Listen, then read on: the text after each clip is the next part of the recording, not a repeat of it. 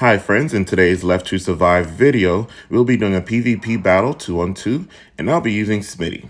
So my weapons of choice will be sniper rifle, shotgun, and I'm also using a grenade launcher as my special weapon. My shield protects against machine guns. My partners protects against snipers. So you can take a look at my opponent's assault rifle, sniper rifle protection as well. So those are always good to keep in mind. You have an idea of which weapon you should primarily use in the battle.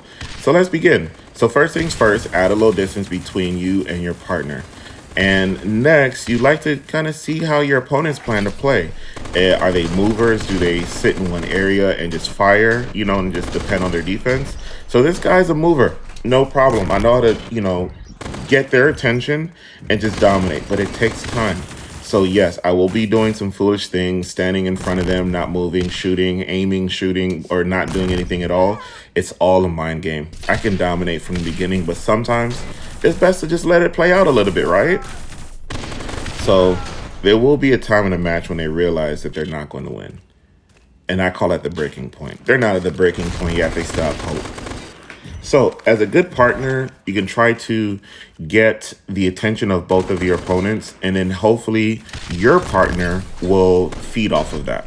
That's not always the case, and sometimes you have to take a few, losses in the battle. What I tend to do while I'm in my finding out stage is I'll use my shield, my active ability with Smitty, and I just, it increases my defense, so it buys me some time. And then it also increases my my offense as well. My firepower definitely increases whenever I activate her special or active ability.